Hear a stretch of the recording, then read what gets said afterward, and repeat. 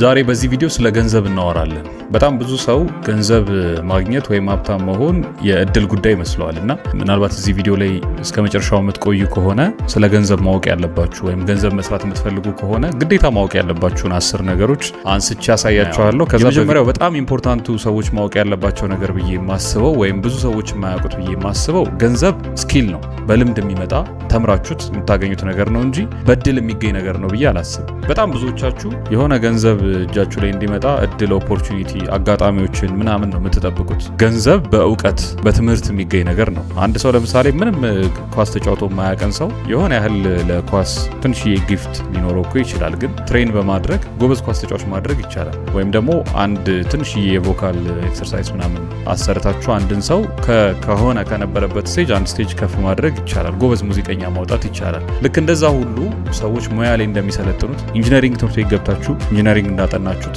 ወይ ኮምፒውተር ሳይንስ ትምህርት ቤት ገብታችሁ ኮዲንግ ስኪላችሁን እንዳዳበራችሁት ወይ ኦንላይን ቁጭ ብላችሁ አንዳንድ ነገሮች እያያችሁ ራሳችሁ እንደምታስተምሩት ገንዘብም መማር የምትችሉት ወይም ራሳችሁን ማሳደግ የምትችሉበት ኤሪያ ነው። የገንዘብ ስኪል ውስጥ 5 በጣም ኢምፖርታንት ነገሮች አሉ። እነዛን አንድ በአንድ ዘርዝሬ እነግራችኋለሁ። አንድ ሰው ስለ ገንዘብ ማወቅ ከፈለገ ገንዘብ ላይ በጣም ስኪልፉል ጎበዝ የሚባል ሰው መሆን ከፈለገ እነዚህን 5 ነገሮች ማወቅ አለበት። የመጀመሪያው ችግሮችን መፍታት መቻል።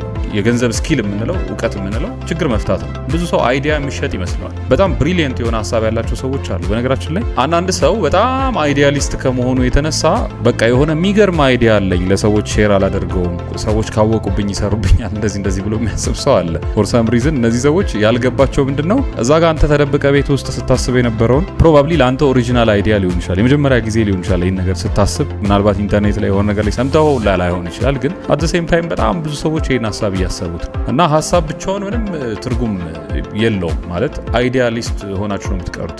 ሰዎች ገንዘብ የሚከፍሉት ፕሮብለም ሶልቭ ለሚያደርግ ሰው ነው፣ ችግር ለሚፈታ ሰው። የሆነ ፔን የሆነ ህመም ማስታገስ የሚችል ነገር ካደረጋችሁ ሰዎች ገንዘብ ይከፍሏቸዋል። ስለዚህ የገንዘብ እውቀት ስንል የመጀመሪያው ፕሮብለም ሶልቭ ማድረግ፣ ሁለተኛ የመሸጥ ችሎታ ነው። ገንዘብ መስራት የምትፈልጉ ከሆነ በጣም ሊኖራችሁ የሚገባው ኢምፖርታንት ስኪል መሸጥ መቻል። የፈለገ አይነት ነገር ብታደርጉ ለምሳሌ የሽያጭ ቀጥታ ዳይሬክት ሴሊንግ ስራ ውስጥ ከሆነ ያላችሁት ዋሬቨር የምትፈልጉትም ፌስታልም ሽጡ ኦር ሪል ስቴትም ሽጡ፣ መሸጥ የምትችሉ ካልሆናችሁ አትሸጡም። ሰርቪስም ከሆነ ፕሮቫይድ የምታደርጉት ለምሳሌ ጁስ ቤትም ክፈቱ ወይ የሚከራይ ቤትም ብላችሁ አከራዩ። እዛ ለምትሸጡት ሰርቪስ ለምትሰጡት አገልግሎት የመሸጥ ችሎታ ከሌላችሁ ምንም የገንዘብ ስኪል አይኖራችሁም። መሸጥ መቻል ለገንዘብ እንደ ደም ነው ማለት ትችላላችሁ። ሶስተኛው በጣም ኢምፖርታንቱ ነገር እሺ ሸጣችሁ ገንዘቡ መጣ ከዛስ ካላችሁ ሶስተኛው ሴቭ ማድረግ መቻል፣ ገንዘባችሁን መያዝ መቻል እና ማኔጅ ማድረግ መቻል። ከመጀመሪያው ከምትሰሩት ስራ ጋር እናያይዝና ለምሳሌ ቀላል ስራ እንስራ። ፌስታል እንሽጥ።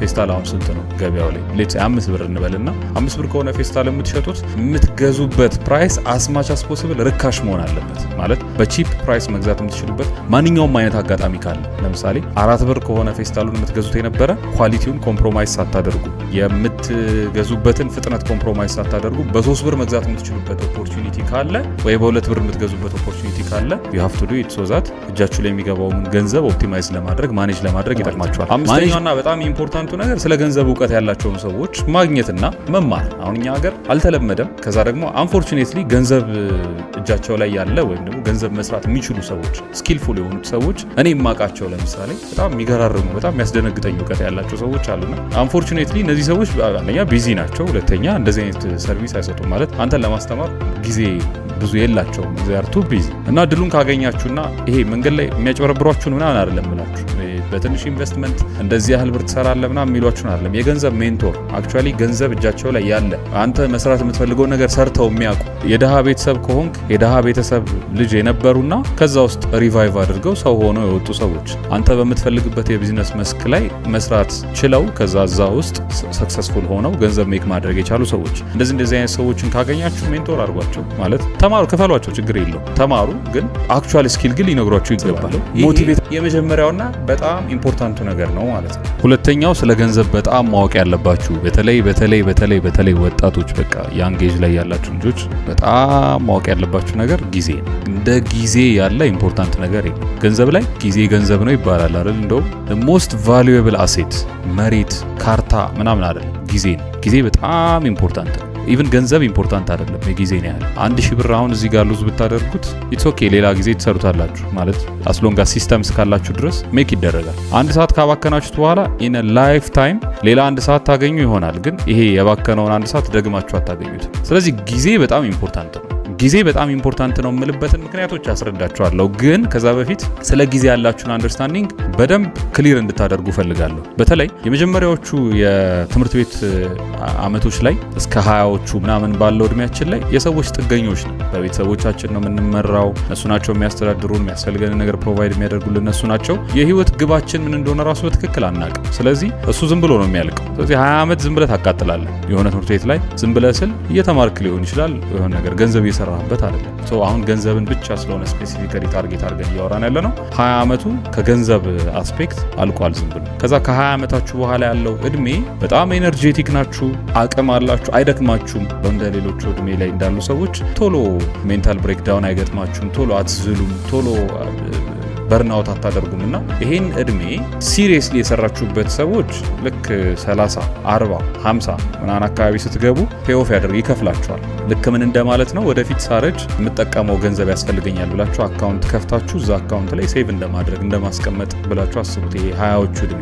ልክ 30ዎቹ መጨረሻ ወይ 40ዎቹ እዛ አካባቢ ስትገቡ መጀመሪያ ሰውነታችሁ እየከዳችሁ ይሄዳል። ማለት እንደ ድሮ ኤነርጄቲክ አትሆኑም፣ አቅም ያንሳችኋል፣ የነበረው አምቢሽናችሁ ይቀንሳል።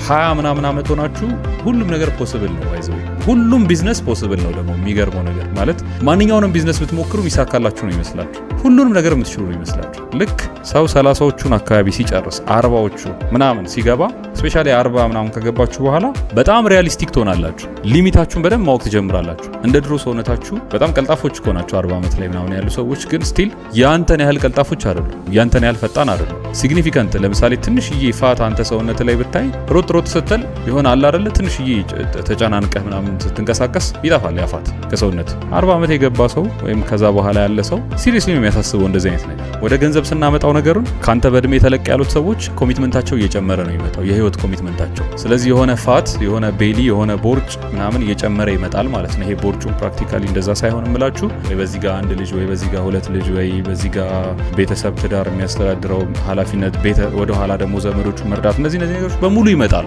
አሁን 20 ዓመት ላይ ምንም ብዙ ኃላፊነት የለብህም እና ዛሬ ጊዜህን ፕሮፐርሊ ካልተጠቀምከው ነገ ፓይል አፕ ያደርጋል፣ ይደማመርና ብዙ ነገር ችግር ውስጥ ይከታል። ሁለተኛው 20 ምናምን ዓመትህ ላይ ነህ ማለት ሰዎች ብዙ ካንተ ኤክስፔክት አያደርጉ። ብዙ ነገር እንድታደርግ አይጠበቅብህም፣ ግን ብዙ ፖቴንሻል እንዳለ ኮንሲደር ይደረግ። አቅሙ በጣም እንዳለ ብዙ ሰው ያውቃል። አንተ ራሱ የሚመስልህ በቃ የዓለም ፖቴንሻል በሙሉ አንተ ጋር እንዳለ ነው የሚሰማ። ስለዚህ you are just full of potential፣ ግን ምንም ፕራክቲካል ነገር አልሰራም። ግን 25 ለ 26 27 ምናምን ስትገባ ሰዎች ኩዌስችን ማድረግ ይጀምራሉ። የሆነ ነገር እያደረግ ካልሆነ እንዴ ምን እየሰራ ነው እስካሁን ትባላለህ። ስለዚህ just full of potential ሆነ እንዳትቀር ዛሬ ፕሮፐርሊ ታይምህን መጠቀም መቻል ካልጀመርክ አትሊስት እንደው ታይምህን መጠቀሙን ተወው፣ እሱ ሁለተኛ ስቴፕ ነው። ግን ታይም በጣም ኢምፖርታንት ነው፣ በከንቱ ማባከነው ነገር አይደለም የሚለው ግን አይዲያ ጭንቅላታችሁ ውስጥ መቀመጥ አለበት። ገንዘብ ሜክ ማድረግ የሚፈልግ ሰው the most important ነገር በህይወቱ ገንዘቡ አይደለም ታይም ነው። ስለዚህ ታይም ላይ ያላችሁ አመለካከት በቃ ሲግኒፊካንትሊ መቀየር አለበት እና ለሱ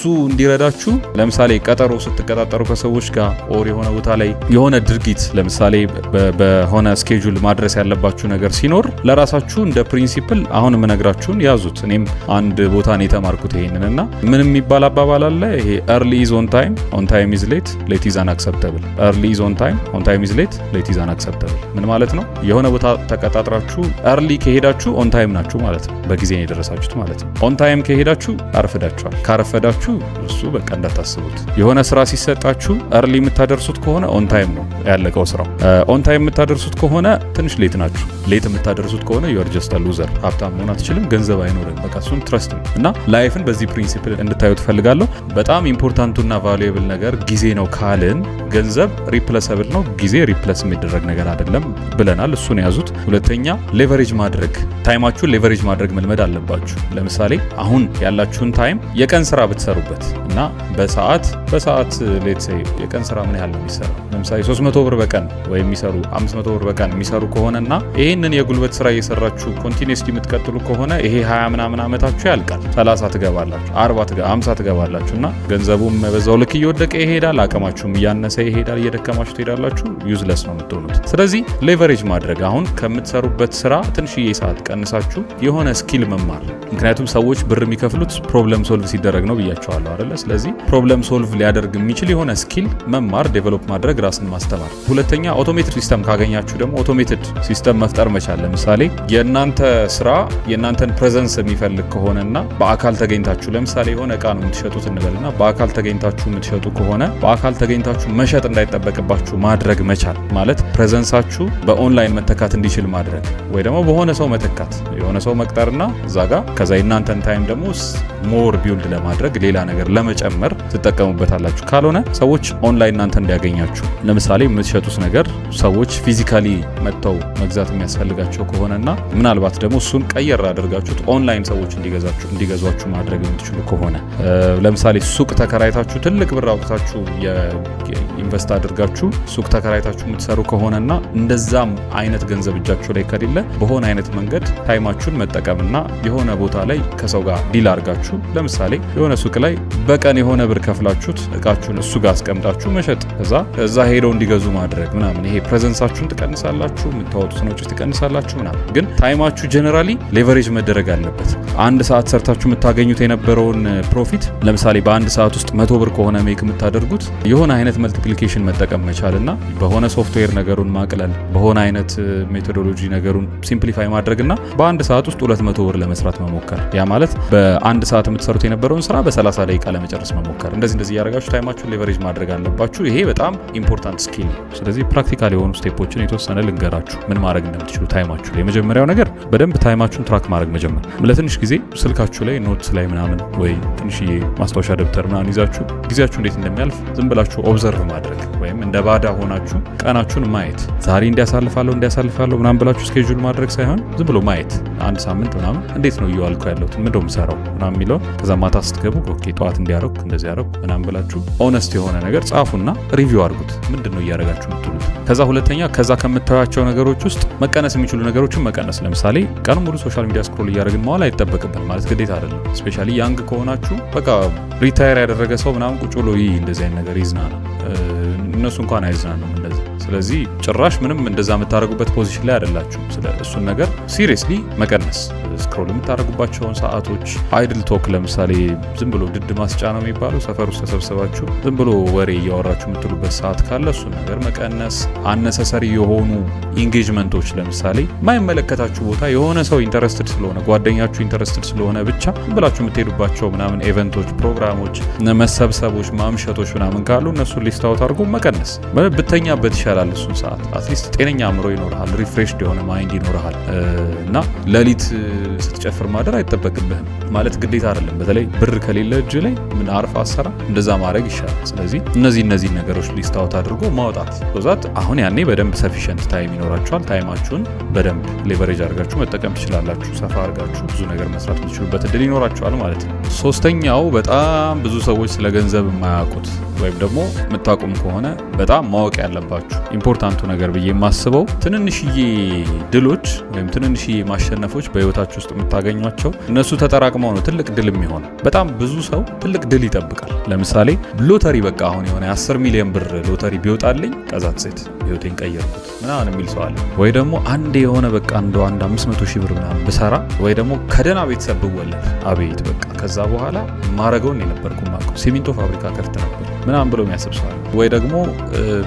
የሆነ አንድ ደህና ኢንቨስተር አግኝቼ ቢሆን ኖሮ በተለይ ትምህርት ቤት አካባቢ ላይ እንደወጣችሁ አካባቢ ሁላችንም እኔም ጓደኞቼም ሁላችንም የሚሰማን የነበረው ችግር ነው። የሆነ አይነት ፕሮጀክት እንይዛለን ከዛ እንደው አንድ ደህና ሰው ብናገኝና ኢንቨስት ቢያደርግብን። ምክንያቱም እኛ የምናውቀው በቃ የሚገርም ሀሳብ አስበን ሞተናል በእኛ ቤትና ይህንን ደህና አይዲያ ኢንቨስት የሚያደርግበት አንድ ጎበዝ ኢንቨስተር ብናገኝ ኖሮ በቃ ተተኮስን አለቀ። የማጭበርበር የሆኑ ነገሮችንም ሰዎች ሲፈልጉ እንደዛ ነው። የሆነች አይነት አቋራጭ እንትን ባገኝና ያችን ክሊክ ባደርግ ዛትሴት እንደዚህ ብሎ የሚያስብ ሰው እውነቴን ነው የምላችሁ እድሜ ልኩን እንደዚህ እያሰበ ይኖራል እንጂ እኔ እስካሁን የተሳካለት ሰው አላውቅም። ትንንሽ ነገሮችን ግን እያሳካ ለምሳሌ ዛሬ እጃችሁ ላይ ስንት ብር አለ? 1000 ብር እንበልና በ1000 ብር ምን መስራት ትችላላችሁ? ቢዝነስ ለመስራት ስንት ብር ያስፈልጋል? እኔ ስንትም ብር በቂ ነው ብዬ ነው ማስበው። እጃችሁ ላይ 100 ሺህም ካለ በቂ ነው። 1 ሚሊዮንም ካላችሁ በቂ ነው። 1000 ብርም ካላችሁ በቂ ነው። ቅድም ስላችሁ መጀመሪያ አካባቢ ስላችሁ የነበረው ይሄንን ነው። if you are interested ቻሌንጅ እንጀምራለን። በትንሽ ብሮች በሆነ አይነት ብር አማውንት ሴት አድርገን ኢትዮጵያ ውስጥ አክቹአሊ ብር መስራት ይቻላል ወይ ዝም ብለን ወሬ ነው ወይስ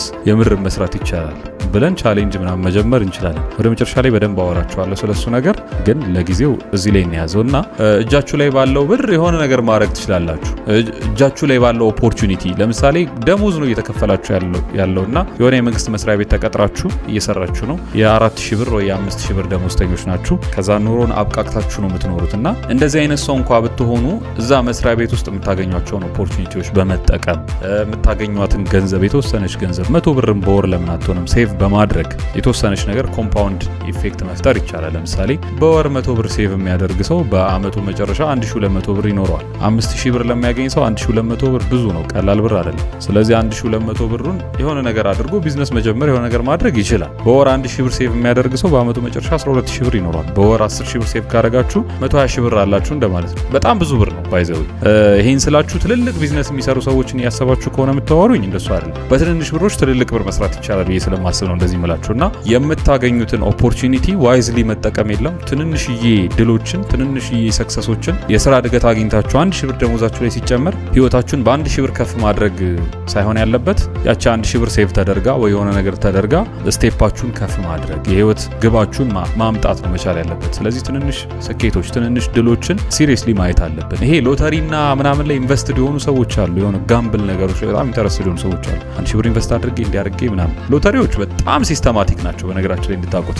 ራፍሊ እንደው አንስቼላችሁ ልለፍ ብዬ ነው እንጂ ሎተሪ በብዛት የሚቆርጠው ሰው ባይዘዌ ድሃ ነው። በብዛት የሚቆርጠው ሰው ይሄ ሀብታሙ ሰው ሎተሪ እየቆረጠ አይውልም። ምክንያቱም ማቴማቲክሱን ብዙ ሰው አያውቅም። ሎተሪ ኦልሞስት ኢምፖሲብል ነው። በቃ ይሄ ማቴማቲክሱን ብታዩት ፕሮባቢሊቲውን ብታዩት አይወጣልህ፣ በቃ አይወጣልህ፣ አይሆንም። እና እዛ ላይ ገንዘቡን በጣም ይሄ ሰብስታንሻል የሚባል አማውንት በየወሩ የሚያወጣ ሰው አለ። ኢቭን እኔ መሄድባቸው ቦታዎች ላይ የውጭ ሀገር የ10 ሚሊዮን የ100 ሚሊዮን ምናምን አካባቢ ሎተሪዎች አሉና ብዙ የሚቆርጡ ሰዎች አውቃለሁ። እኔ ፐርሰናሊ አምናት ኢንተረስትድ ማድረግ አልፈልግም፣ ግን ካለ እጃችሁ ላይ ትንሽ የተረፈ ምናምን ብር ከሆነ ኢትስ ኦኬ አይ ዶንት ኖ። እኔ አምናት ኢንተረስትድ፣ ግን ከተመቻችሁ ቁረጡ። ግን በሎተሪ እንዲያልፍላችሁ ኤክስፔክት አድርጋችሁ የሎተሪን ጣፋንታ የምትጠብቁ ከሆነ ወይ ሳፋሪኮም መጥቶ የሆነ ማስታወቂያ ሲሰራ እዛ ላይ የሚገኝ 1 ሚሊዮን ወይ አንድ ባጃጅ እሱን ኤክስፔክት አድርጋችሁ ወይ የሆነ አይነት ድል ወይ የሆነ አይነት ቁማር ተጫውታችሁ ከሱ በምትጠብቁት ብር ከሆነ ላይፋችሁን ፕላን እያደረጋችሁ ያላችሁት አልገባችሁም ስለ ገንዘብ።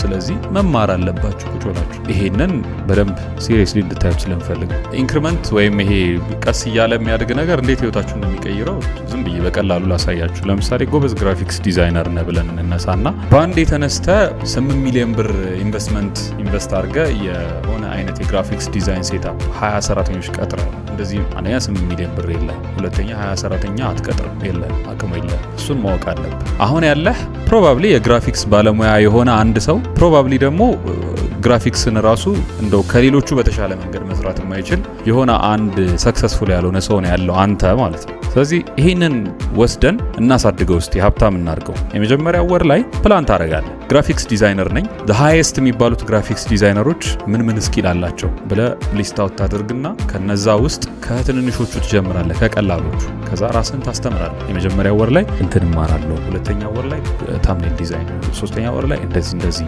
እያልክ ፓይል አፕ ታደርጋለና በአመቱ መጨረሻ ላይ ከትናንት ከነበርክበት የሆነ ስቴፕ ራስህን ከፍ ብለህ ታገኘዋለህ። ምናልባት እያማረርክና እንደው አንድ ቀን ይሄች 10 ሚሊዮን ሎተሪ ወጣልኝ ብለህ የምጠብቅ ከሆነ በአመቱ መጨረሻ ላይ እዛው ነው የምናገኝ ትናንት የጀመርክበት ቦታ ላይ። ግን አሁን ኦኬ ብለህ ጀምረህ ራስህን አፕግሬድ የምታስተምር ከሆነ ስኪልህን ዴቨሎፕ የምታደርግ ከሆነ ግን በአመቱ መጨረሻ በ2 ዓመት በ3 ዓመትም በለው 8 ሚሊዮን ብር ኢንቨስት አድርጎ የሚከፍተው ሰውዬ ያለው ችሎታ ካለህ 10 ሺህ ብር የምታገኝ ከነበረ 30 ሺህ ብር ማግኘት ትጀምራለህ በአመቱ መጨረሻ። ከዛ አዲሽናል 20 ሺህ ብር ተገኘ ማለት ነው። ይህን 20 ሺህ ብር መልሰህ ራስህ ላይ ኢንቨስት አድርገዋለህ። ያ ማለት ተጨማሪ ትምህርቶችን መማር ከሆነ ራስህ ላይ ኢንቨስት አድርገህ ብሩን አውጥተህ ተጨማሪ ኮርሶች ትምህርቶች ካሉ እነሱን ገዝተህ ትማራለህ። ካልሆነ ትናንት የምትሰራበት የነበረው ላፕቶፕ ታስወግድና በምታገኘው ብር ጨምረህ ደህና አዲስ ላፕቶፕ ትገዛለህ እያለ ስራው እያደገ ይሄዳል ማለት ነው። እና የሆነ ቀን ላይ ሰው ትቀጥራለህ አጠገብ ሆኖ አንተ ብዙ ስራዎች ስኪልፉል እየሆንክ ስለመጣ ብዙ ስራዎች እጅ ላይ ስለሚመጡ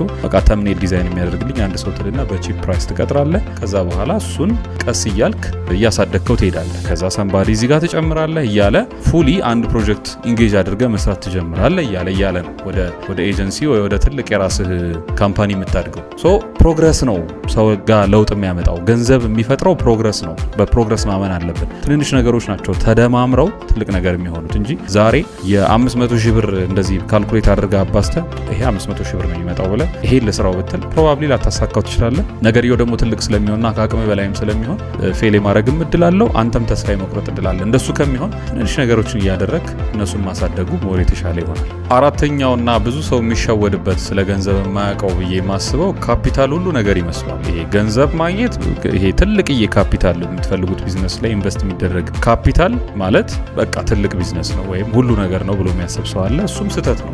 ነሰሰርሊ እንደዛ ማለት አይደለም። ገንዘብ ካገኛችሁና ኢንቨስት ካደረጋችሁበት ቢዝነሳችሁ ላይ በጣም አሪፍ ነገር ነው። ግን ብዙዎቹ ኢንተርፕረነሮች በተለይ ትልልቅ ሲሊኮን ቫሊ ላይ ያሉ ሰዎች ይሄ ሰልፍ ሜዶቹ ማለት ነው ብዙዎቹ ከትንንሽ ነገር ነው የተነሱት። ለምሳሌ አሁን ከረንትሊ አይ ቲንክ $1 ትሪሊየን ሊሸለም ነው መሰለኝ ኤሎን መስክ እና ሲጀምር አንድ አፓርትመንት ተከራይተው ከወንድሙ ጋር አንድ ላፕቶፕ ብቻ ስለነበር የነበራቸው በጣም የሚገርመኝ ይሄ ስቶሪ ባይዘው አንድ ላፕቶፕ ብቻ ነው የነበራቸው። ፕሮግራመሮች ናቸው ሁለቱም ቁጭ ብሎ ፕሮግራም ማድረግ ስለማይችሉ አንደኛው ቀኑን ሲሰራ ይውላል።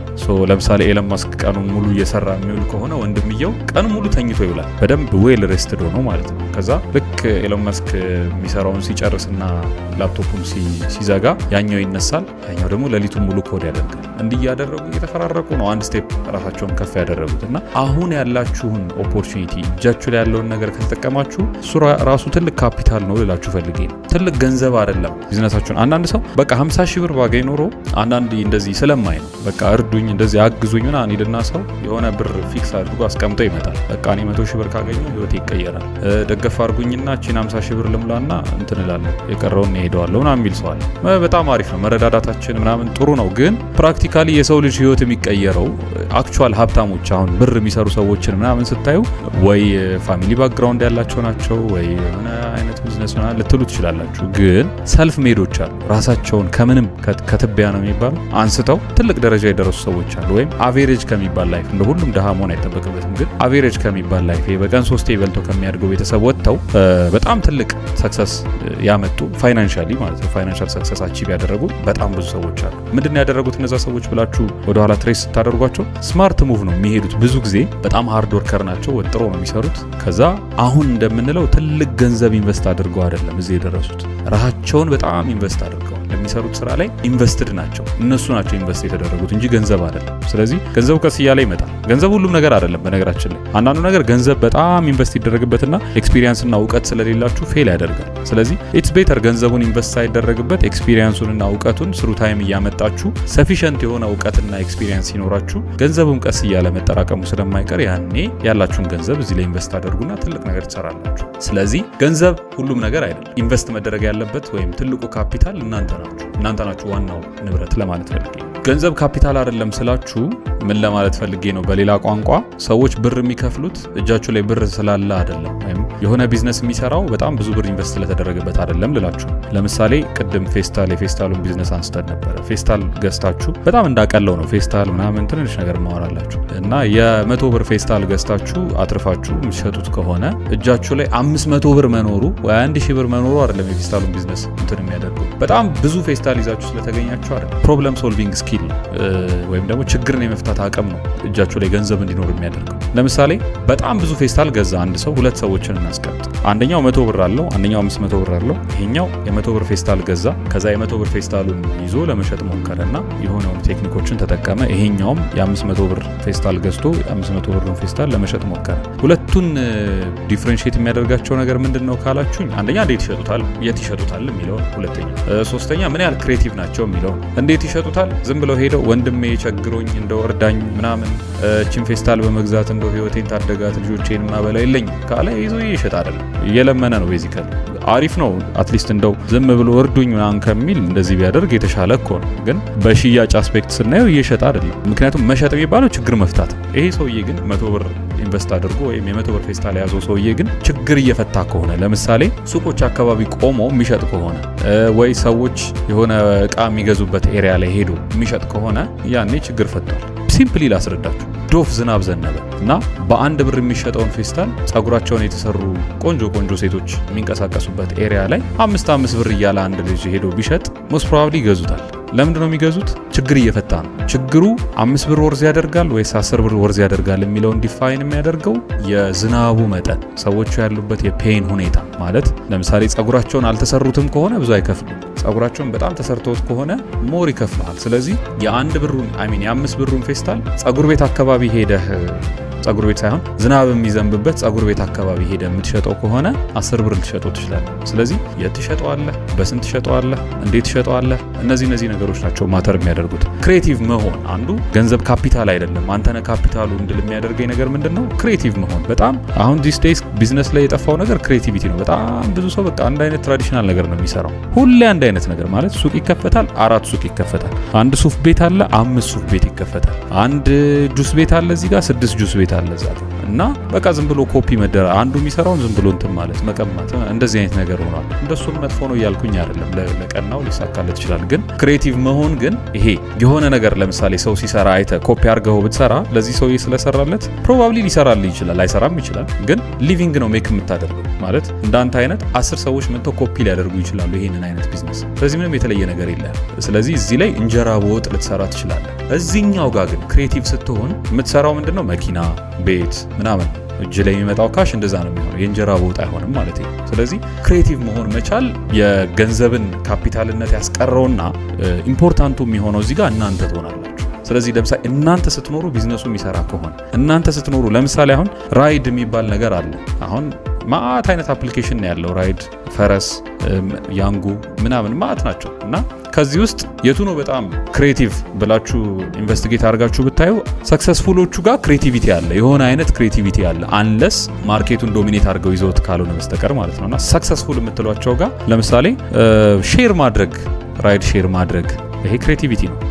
ለ3 ለ4 ሆነን ማንተዋወቅ ሰዎች አፑ ላይ ገብተን ሼር እናደርግ ብንባባልና ከዛ ያው ሼር ስናደርግ ደግሞ የሚያስፈሩ ነገሮች አሉ፣ ሴኩሪቲ ምናምን። እነዚህን ችግሮች የሚፈቱልን ከሆነ እኔ 200-300 ብር ወይ 400 ብር አውጥቼ ሊሄድ የምችለውን መንገድ ማላቃቸው ስትሬንጀሮች ጋር ለዛውም ካምፓኒው ራሱ ሴፍቲን ጠብቆልኝ እነዚህ ሰዎች አታክ እንዳያደርጉኝ የሆነ ነገር እንዳይፈጠር ሴፍቲን ጠብቆልኝ ከሆነና በ100 ብር እቺን መንገድ መሄዳት ከሆነ ለምሳሌ ምንም በለው የራይድ አዲስ አፕሊኬሽን ፈጥረናል እንበልና አክሽንም በለው ይሄን አክሽን የሚባል አፕሊኬሽናችንን ሰዎች 400 ብር ከሚያወጡ በ100 ብር መጠቀም የሚችሉ ከሆነ 300 ብር ሴቭ አደረግንላቸው። እዚህ ጋር ምንድነው የፈታነው ችግር? ሰው ገንዘብ የለውም። ስለዚህ ገንዘቡን ሞር እንዳያባክን አደረግነው። እኛ ጋር አንድ መኪና ተሂዶ 400 ብር ነው የሚገኘው። ስለዚህ አንድ መኪና ልከን 400 ብር አግኝተናል። ምክንያቱም 4 ሰዎች አስገብተናል መኪና ውስጥ። ስለዚህ ከኛ የቀረ 400 ብር የለም። ከሰዎቹ ግን 300 ብር አስቀርተንላቸዋል። ስለዚህ የምር ችግር ፈተናል ማለት ነው። እንዴት ነው ችግሩን የፈታነው? ፔኑን ፈልገን አገኘ ነው፣ ክሬቲቭ ሆነን እዛ ጋር። ስለዚህ አሁን ራይድ አይሰራም ማለት ነው። ፈረስ፣ ሰረገላ ምናምን ሰው አይጠቀምም። በቃ መጠቀም ያቆማል። the only app ኢትዮጵያ ውስጥ ፋንክሽናል የሚሆነውና ሰዎች ወጥረው የሚጠቀሙት አክሽን ይሆናል ማለት ነው። አምስተኛውና በጣም ኢምፖርታንቱ ብዙ ሰዎች ሚስ የሚያደርጉት ቅድም ሃይላይቱን ጠቃቅሼላችሁ የነበረው ገንዘብን ሚስ ማኔጅ ማድረግ ወይም በትክክል ገንዘቡን አለመምራት የለም አለመያዝ። እሱ በጣም ኢምፖርታንት ነገር ነው። ብዙ ሰው ስለ ገንዘብ የሚሳሳተው እሱ ነው። ብዙ ማግኘት ብዙ ገንዘብ እጃችሁ ላይ ይኖራል ማለት አይደለም ትርጉሙ። አንዳንዴ ብዙ ሰዎች ሲናገሩ አትሰሙም። የሆነ ማለት ገንዘቡ ይመጣል ግን በወሩ መጨረሻ ምንም የለኝም ምናምን ይላችኋል። ወይ ደግሞ አገኘዋለሁ እኮ ግን እንዴት እንደማጠፋው አላውቅም፣ እኔ እጅ ላይ ብር አይበረከትም ምናምን የሚል ሰው አለ። እና የሆነ አይነት መተት ተሰርቶብህ አይደለም እጅ ላይ፣ ወይ የሆነ አይነት ድግም ተሰርቶብህ እንደሱ አይደለም። እጅ ላይ ብር የማይበረክተው ገንዘብህን እንዴት ማኔጅ ማድረግ እንደምትችል ስለማታውቅ። ስለዚህ ገንዘብህን እንዴት ማኔጅ ማድረግ እንደምትችል መማር አለብህ።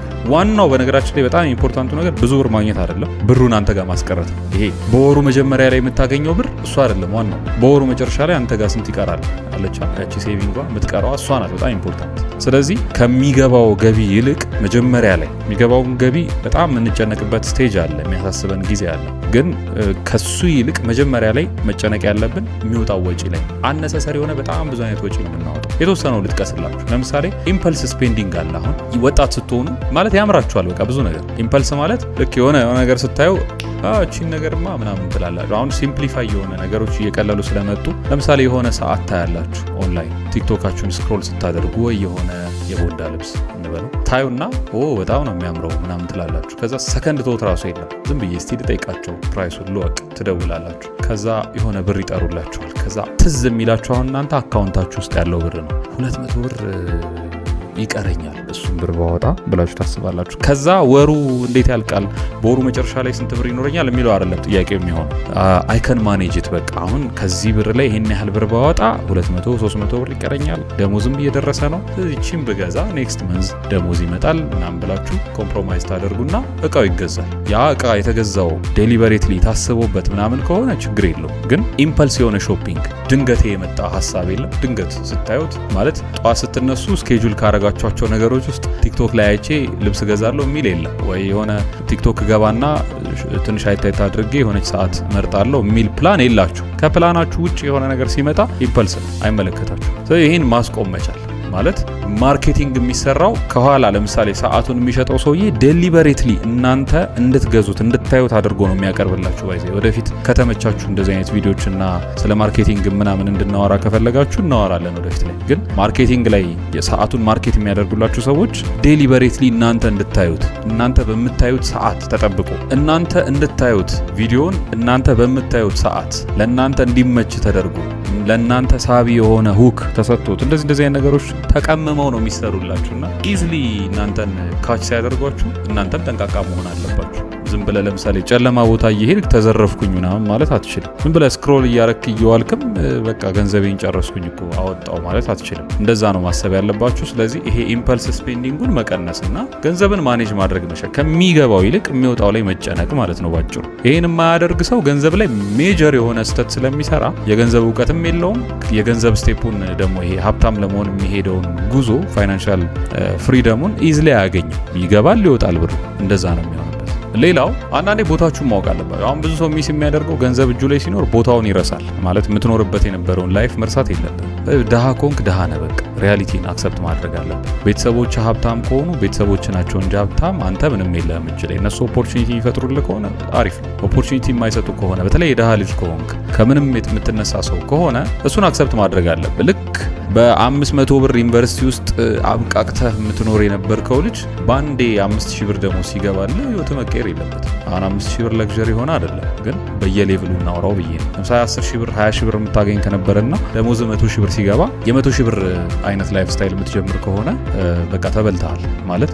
የ30000 ብር ሽቶ እንዴት ትቀባለህ? ገና 100000 ብር ነው ሜክ እያደረክ ያለው። የ40000 ብር ሽቶ እንዴት ትቀባለህ? አንለስ የ40000 ብር ሽቶ መቀባትህ በጣም ነሰሰሪ ማለት ይሄ ስራህ ቀጥታ ከገንዘብህ ጋር የሚገናኝ ከሆነና በሽቶ ኢምፕረስ የምታደርጋቸው ክላይንቶች ካሉ ኦኬ አንደርስታንደብል። በጣም ኤክስፔንሲቭ ስልክ ገዝተህ ሰዎችን ኢምፕረስ ልታደርግና በዛ ኢምፕሬሽን ገንዘብ የሚከፍሉ ሰዎች ካሉ ፋይን ችግር የለም። ግን ፎር ዘ ሴክ ኦፍ አለ አይደለ በቃ ራስህን ለማስደሰት ለፕሌዠር እንዴት ትኖራለህ? በጣም ኤክስፔንሲቭ ሰዓት፣ ኤክስፔንሲቭ ልብስ፣ ኤክስፔንሲቭ ቦታ፣ ኤክስፔንሲቭ መዝናኛ ምናምን እንዴት ትሄዳለህ? ደሃ ነህ። ስለዚህ ዩ ሃቭ ቱ አክሰፕት እሱን ነገር። እሱን አክሰፕት የማታደርግ ከሆነ ግን ኦቨር ስፔንድ ታደርጋለህ። ለምሳሌ ደሞዝህ 5000 ብር ከሆነ የ1000 ብር ምናምን ምግብ መብላት የለብህም። አምስት ጊዜ ነው ምግብ የምትበላው እንደማለት ነው በሌላ ቋንቋ። ስለዚህ በወር አንዴ 1000 ብር አውጥተህ የሆነ ቦታ ሄደ መብላት ራሱ ለአንተ በጣም ኤክስፔንሲቭ እና አታርገው። እንደዛ አይደረግም። ለምን በእንትን አስበው። ለምሳሌ 5 ሚሊዮን ብር ያለው ሰውዬ ወይም በወር 5 ሚሊዮን ብር የሚያገኝ ሰውዬ ከዛ ውስጥ ምን ያህሉን ለሬስቶራንት ስፔንድ ያደርገዋል ብለህ ካልኩሌት አድርገው። አም ኳይት ሹር ያንተን ያህል አያወጣም በሬሾ ብናሰር 1/5ኛውን ማለት ነው። ስለዚህ 500,000 ብር ማውጣት አለበት ይሄ ሰውዬ በአንድ ራት ነው እያልኩ ያለሁት። ወይ አንድ ምሳ ሊበላ ሄዶ 500,000 ብር ስፔንድ የሚያደርግ ከሆነ እብድ ነው። እና የሰውየውን 5 ሚሊዮን በወር ስላደረግነው ነው እንጂ 5000 ብር የምታገኝ ሰውዬ ሆነ 1000 ብር ሄደ የሆነ ሬስቶራንት ላይ በአንድ ምሳ የምታጠፋ ከሆነ እብድ ነው። ይሄን እብደት መቀነስ ነው እኮ በቃ ፋይናንሻል እንትን የሚባለው። ስለዚህ የምታወጣው ገንዘብና የምታስገባው ገቢ መመጣጠን አለበት ማለት ነው። ይሄ አናሎጂውን የ5 ሚሊዮን እና 5000 አድርጌ ያነሳሁት በ5000 ብዙ ሰው ስለማይረዳው ነው። 5000 ያገኘ 1000 ብር ማውጣት ብዙ አይመስልም። ግን 5 ሚሊዮን አግኝተ ዝም ብለህ 1/5ኛውን ምናምን ማውጣት በጣም ትልቅ ብር ነው። እንደውም አሁን እኔ ተሳስቼ ነው እንጂ ቁጥሩን አሁን ሳስበው 500,000 ብር እንኳን አይደለም። ይሄ ሰውዬ 5 ሚሊዮን ብር እያገኘ ለምሳ ሄዶ 1 ሚሊዮን ብር ቢያወጣ እንደማለት እኮ እንደውም ይህ ሰውዬ እብድ አይደለም፣ ከዛ በላይ ነው። ስለዚህ አንተም ከዛ በላይ ነው እያደረግክ ያለኸው ለማለት ነው። ስለዚህ ገንዘብህን እንዴት ማኔጅ ታደርገዋለህ? ኤክስፔንስህን እንዴት ታወጣለህ? እሱም በጣም ክሪቲካሊ ማወቅ አለብን። ይሄን የማታደርጉ ከሆነ ገንዘብ አንደኛ አታገኙ፣ ብታገኙም በቃ አይበረክትም፣ እጃችሁ ላይ አይቀመጥም። የሆነ አይነት የሆነ የተሰራባችሁ ነገር ያለ ምናምን እስኪመስላችሁ ድረስ ነው ብን ብሎ የሚጠፋው ከእጃችሁ ላይ እና ገንዘብ ማኔጅ መደረግ ይፈልጋል። ስሜት የለውም። ለምሳሌ ይርብሃል፣ አሁን ካወጣኝ ነገ ይቸግረዋል ምናምን ብሎ ገንዘብ አያስብም፣ ግድ አይሰጠውም ስላንተ ገንዘብ የሆነ ፕሪንት የተደረገ ወረቀት ነው፣ ፊያት ነው፣ የሆነ አሴት ነው እና ስላንተ ግድ አይሰጠውም። ከተንከባከብከው የሆነ ጊዜ ይንከባከባል። አሁን ግድ የማይሰጥ ከሆነ እሱም ግድ አይሰጠውም፣ ይጥልሃል ማለት ነው። ስለዚህ ይሄን ማወቅ በጣም ኢምፖርታንት ነው ልላችሁ ፈልጌ። ገንዘብን ማኔጅ ማድረግ ላይ በጣም ብዙ ሰው የሚሳሳተው ደግሞ ሴቪንግ ነው። 5000 ብር ነው ደሞዝ፣ የቤት ኪራይ አለ፣ የምግብ አለ ምናምን እነዚህን ነገሮች አብቃቅተ ገንዘብ ሴቭ ማድረግ ቻልክ ማለት በትንሹ የታመነ በብዙ ይሾማል ይባላል አይደል? መጽሐፍ ቅዱስ ላይ በጥቂቱ ታምነሃልና በብዙ ሾመሃለሁ ይላል። በጥቂቱ ለታመነ ሰው እግዚአብሔር አንደኛ ይሰጣል። ያው አማኝ ስለሆንን እግዚአብሔር ይሰጣል ብዬ ስለማስብ አንደኛ እግዚአብሔር ይሰጣል፣ እድል ይከፈትልሃል። ጥሩ ነው ሴቭ ማድረግ፣ በቃ መጥፎ ነገር አይደለም። ሁለተኛ ዲሲፕሊን ይኖርሃል። 5000 ብር በጣም ትንሽ ብር ነው። ከዛ ብር ላይ 500 ብር ደግሞ ብዙ ነው ሴቭ ለማድረግ። ከ5000 ብር ላይ 500 ብር ሴቭ አድርገህ ወይ የሆነ ሲግኒፊካንት አማውንት 1000 ብር ምናምን ሴቭ አድርገህ በየወሩ ኮንሲስተንትሊ የምትቀጥል ከሆነ ዲሲፕሊን ቢውል ታደርጋለህ። ገንዘብ ዝም ብሎ መባከን ያለበት ነገር ሳይሆን መቀመጥ ያለበት ነገር እንደሆነ ትማራለህ። ሶስተኛውና በጣም ኢምፖርታንቱ ነገር ብር ስታስቀምጡ የምታገኙት ነገር ምንድነው? ኦፖርቹኒቲ ይመጣል። ኦፖርቹኒቲ ሲመጣ ለምሳሌ የ5000 ብር ደሞዝተኛ እኮ ናችሁ፣ ግን የሆነ ቀን ላይ የ3000 ብር ኦፖርቹኒቲ ይመጣል። 3000 ብርህን አውጥተህ የሆነ ነገር መስራት የምትችልበት እድል የለም። እንደ አጋጣሚ እልፍ ትላለች እና የዛ ጊዜ 3000 ብር እጅ ላይ ካለ ይወርዘዋን። ይሄን አሁን በትልልቅ ከፍ ባለ ነገር ላሳያችሁ። ለምሳሌ መሬት በጣም ውድ ነው። አሁን በዚህ ጊዜ መሬት መግዛት በጣም ከብዶታል። ብዙ ሰው ቤት መስራት ምናምን ተለቅ ላሉት ሰዎች ሳወራ መሬት ለመግዛት የ100,000 ብር ደሞዝተኛ ነህ እንበልና በ100,000 ብር ደሞዝ መሬት አትገዛ፣ ቤት አይኖርህም። ፕሮባብሊ 200,000 ብር 300,000 ብር ተከፍሎ ቤት አይኖርህም። በጣም ከባድ። ግን በየወሩ ለምሳሌ ከ100,000 ብር ደሞዝህ ላይ ሌትስ ሴይ 10,000 ብር እያስቀመጥክ ነው እና አንድ አመት ዝም ብለህ ሴቭ አደረግክ 100,000 120,000 አካባቢ መጣ። ከዛ የሆነ ቦታ ላይ ብድርና ቁጠባ ምናምን ተብሎ የሆነ እድል ተገኘ። ኦኬ ስንት ስትል መሬቱ 1.2 ነው ተባልክ። ወጣ ብሎ ከአዲስ አበባ ምናምን የሆነ ቦታ ላይ 1.2 አሁን ቤት መሬት ስለሌለ ግን ተገኘ። በቃ የሆነ ቦታ 1.2 ተገኘ። ኦኬ እና ምን ላድርግ? አይ ዳውን ፔመንት 10% ከፍለ በእንትንና ምናምን ብድርና ቁጠባ ተቋም መግዛት ትችላለህ። ያ ማለት 10%ቱ 120,000 ብር። አንተ ያቺን አመት ሴቭ ስላደረክ 120,000 ብሩን ከፍለ የ1.2 ሚሊዮን ብር መሬት እጅህ ላይ ኖረ ማለት ነው። አይ 120,000 ብር ምን ለውጥ ያመጣል ህይወቴ ላይ? 10,000 ብር ደግሞ ሴቭ አድርጌ የምትል ከሆነ ጓሄድ መሬትም አይኖርም ምንም አይኖርም። ስለዚህ እድሎች ሲመጡ ብር ሴቭ ማድረጉ የ1,000 ይሁን የ2,000 ይሁን የ10,000 ይሁን ኦፖርቹኒቲ አለ፣ በየቦታው አለ። ስፔሻሊ ቢዝነስ ላይ ኢንተረስትድ ከሆናችሁ አሉ ኦፖርቹኒቲዎች እና የሆነ አይነት እቃ ይመጣና እጅህ ላይ ብር ስላለህ ብቻ እሷን ገዝተህ ኔክስት ዴይ ሽጠኸው የሆነ 50 ብር ስራበት ችግር የለውም 100 ብር ስራበት፣ ግን እድል ነው እሱ። አየህ የምታገላብጠው ብር እጅ ላይ ይኖራል ማለት ነው። ስለዚህ ሴቭ ማድረግ በጣም ኢምፖርታንት ነው። ስድስተኛውና ብዙ ሰው ያጣው ብዬ የማስበው የገንዘብ ትምህርት እውቀት። ስለ ገንዘብ መማር አለባችሁ። አንድ ሰው ኢንጂነር ለመሆን 5 ዓመት ትምህርት ቤት ውስጥ ኢንቨስት ያደርጋል ጊዜ ወስዶ። ሐኪም ለመሆን 7 ዓመት ኢንቨስት ያደርጋል ትምህርት ቤት ውስጥ። ገንዘብ መስራት የምትፈልጉ ከሆነ ገንዘብ ስለመስራት ሲሪየስ የሆነ ትምህርት ያስፈልጋል። ነሰሰርሊ የፋይናንሻል ለምሳሌ ኢኮኖሚክስ እንደዚህ አይነት ነገሮችን ካገኛችሁና ከተማራችሁ በጣም አሪፍ ነው፣ ጸዴ ነው። ግን ነሰሰርሊ እሱን ማለቴ ሳይሆን ፕራክቲካል ኖሌጅ። ምክንያቱም ኢኮኖሚክስ የተማረው ሰው መሬት ላይ የሚሰራውን ነገር ካላወቀው ጀስት ቲዮሪ ብቻ ነው የሚያውቀውና ብዙ ጥቅም ላይኖረው ይችላል። ቲዮሪው ግን በጣም ኢምፖርታንት ነው ከፕራክቲካል እውቀት ጋር ኢንቴግሬት የምናደርገው ከሆነ። ይህን ስላችሁ ቲዮሪው አያስፈልግም እያልኳቸው አይደለም። እና እኛ ሀገር በተለይ አሁን እንደ ኢትዮጵያ ባለ ሀገር ፋይናንሻል ትምህርቶች ብዙ የሉ። ፋይናንሻል ትምህርት የሚያስተምሩ ሰዎችም ብዙዎቹ ያው ፕራክቲካል እውቀት ያላቸው ሰዎች አይደሉም። አንፎርቹኔትሊ ማለት ብዙ ሰዎች ለማየት ሞክሬያለሁ። ዝም ብለው ስለ ገንዘብ ምናምን ያወራሉ፣ ስለ ሰክሰስ ምናምን ያወሩላችኋል። ከዛ የተለመደው ይሄ ደ ሴክሬት ምናምን አይነት ካይንድ ኦፍ ሞቲቬሽን አለ፣ ሁሉም ሰው ደጋግሞ የሚያወራው እንደዚህ አይነት ወሬ ያወሩላችኋል እንጂ ፕራክቲካሊ ስለ ገንዘብ አላረግ መወራት ያለበት ይሹ አለ፣ ትክክለኛው የገንዘብ ወሬ እና እሱን የሚነግራችሁ ሰው የለም። እና እኔ የማስበው ኦልተርኔቲቭ እንደዚህ አይነት ትሬኒንግ የሚሰጡ ሰዎች ካሉ በጣም አሪፍ ተማሩ። ገንዘብ የሚሰሩ ሰዎች ፕራክቲካሊ ገንዘብ የሚሰሩ ሰዎች መሆናቸውን ግን እርግጠኛ ሆኑ። ማለት የገንዘብ ስልጠና አዘጋጁ እንበል፣ የሆነ ሴሽን አዘጋጁና ተሳተፋችሁ 1000 ብርም 5000 ብርም ወሬቨር ከፈላችሁ ገባችሁ ተማራችሁ እና የምትማሩት ትምህርት እነዚህ ሰዎች ፕራክቲካሊ በህይወታቸው ሞክረው አረ ገቢዎች ያለው መከራ አረ እንትን ያለው መከራ ምናምን ብለው የሚያስተምሯችሁ ከሆነ በጣም አሪፍ በጣም ኢምፖርታንት። ምክንያቱም ታትስ ሪል ላይፍ በቃ ኑሮ ላይ ስትወጡ የሚገጥማችሁ እንደዛ ነው እንጂ በቃ እንትንህን ድሪምህን ማሳካት ትችላለህ ምናምን ብላችሁ ኦኬርስ ድሪምህን ማሳካት ትችላለህ አይ ነው ግን ታሳካዋለህ ወይ ነው ዋናው ጥያቄ። ስትወጣ ገቢዎች ይመታል ወይ ከስተመር የሚባል ነገር አይኖርም ወይ የሆነ አይነት ጁስ ቤት ትከፍትና የሆነ አይነት ቆሻሻ ይገኝበትና አንድ ሰራተኛ ባጠፋው ጥፋት ጁስ ቤት ይከስራል። ከዛ በኋላ ኧረ እሱ ቤት ምናምን ተብሎ ይቀራል። ከዛ በኋላ ማንም ሳይመጣ እና በአንዴ ድራሽ ሊጠፋ ይችላል። ስለዚህ ሪል ላይፍ ኤክስፒሪየንሱ ሊያስተምር የሚችል ሰው መፈለግና መማር። እነዚህ ሰዎች ፕራክቲካሊ ገንዘብ የሚሰሩ ሰዎች ካልሆኑ አምልጡ፣ በቃ እንዳትቀርቧቸው ማለት አያስፈልግም፣ ጥቅም የለው። ሁለተኛ መጽሐፎች ማንበብ፣ ፋይናንሻል መጽሐፎች እኛም ሀገር የተጻፉ ካሉ እነሱም ስቲል ፕራክቲካል ነው የምላችሁ። ዝም ብሎ ለወሬ ብቻ የሚጽፍ ሰው አለ። ውጭም ሀገር ላይ ተመሳሳይ ዝም ብሎ ይሄ ሞቲቬሽን ብቻ የሚጽፉ ሰዎች አሉ። እንደሱ ሳይሆን ፕራክቲካሊ ገንዘብ የሰሩ ሰዎች ስለ ኤክስፒሪየንሳቸው የጻፉት ፋይናንሻሊ ኬፓብል የሆኑ ሰዎች መጽሐፍ ሽጠው ብር ያገኙ ሰዎችን አይደለም ብላችሁ ፋይናንሻሊ ሴኪዩርድ የሆኑ ሰዎች እንዴት እንዳሳኩት ለምሳሌ ኢንቨስተሮች ከሆኑ አሁን ለምሳሌ ኢንቨስትመንት ላይ ጎበዝ ሰዎች አሉ። እነሱ ኢንቨስት አድርገው ስለ ኢንቨስትመንት የተረዱትን መጽሐፍ ይጽፋሉ። ስለዚህ እነዚህ ሰዎች መጽሐፍ ማንበብ። ሪል ስቴት ላይ በጣም ጎበዝ ሰዎች አሉ። ሪል ስቴት ላይ እንዴት አድርገው ገንዘብ ሜክ እንዳደረጉ ከነሱ መማር የምትችላቸው መጽሐፎችን መማር፣ የዩቲዩብ እንትናቸውን ቻናሎቻቸውን መከታተል፣ ራሳችሁን አፕግሬድ ማድረግና ጋፑን መሙላት የለም። ምክንያቱም ቤተሰብ ውስጥም ስታድጉ እንደዚህ አይነት ነገር ተምራችሁ አይደለም የምታድጉት። ቤተሰብም ፋይናንሻሊ ዘ ኦንሊ ዌይ አውት ብሎ የሚያስበው የሆነ ቦታ ተቀጥራችሁ ዲግሪ ይዛችሁ ሰርታችሁ የሆነ ነገር ማድረግ ነው። ይሄ መጥፎ አይደለም በራሱ ግን የቢዝነስ ስኪል ወይም ፍላጎቱ ላላቸው ሰዎች አይዲያ ለሚባል ቦታ አይደለም። ሁሉም ሰው መቼስ የቢዝነስ ሰው አይሆንም። ስለዚህ የሆነ ያህሉ ተቀጥሮ ሴትል አድርጎ የተረጋጋ ኑሮ የሚኖር ሰው አለ። የሆነ ያህሉ ደግሞ ኬዎስ ውስጥ ቢዝነስ ውስጥ ገብቶ መከራውን እየበላ የሚኖር ሰው አለ። እንደ ምርጫችሁ ነው። መከራውን የምትመርጡ ከሆነ ኬዎሱን ቢዝነስን የምትመርጡ ከሆነ ቤተሰባችሁ ብዙ ስለ ቢዝነስ ላይ ያስተምራችሁ ይችላል። እንደዚህ አይነት እድል አታገኙም። ትምህርት ቤት ላይም ተመሳሳይ ነገር ነው ያለው። እንደዚህ አይነት ነገር የሚነግራችሁ ሰው የለም። ስለ ገንዘብም አይወራም በአጠቃላይ። ስለዚህ እነዚህን ጋፖች በዚህ መሙላት ያስፈልጋል ለማለት ፈልጌ ነው። ሰባተኛው ኔትወርካችሁ ነው። ቢዝነስ ላይ ወይም ገንዘብ መስራት የምትፈልጉ ከሆነ ኢንጀነራል ጥሩ ኔትወርክ ሊኖራችሁ ይገባል። አሁንም ኔትወርክ ስል እኛ ሀገር የተለመደ አይነት ዝም ብሎ የሞኞች ስብስብ አለ። ተሰብስቦ እርስ በርስ ሞቲቬት ይደራረጋሉ ማለት ምንም ገንዘብ የሌለው አንድ 40 ሰው ምናምን ግሩፕ ይሰራና ተሰብስቦ ማኒፌስት እናድርገና የሚባባሉት ነገር አለ። እንደሱ አይነቱ እንትን አይደለም።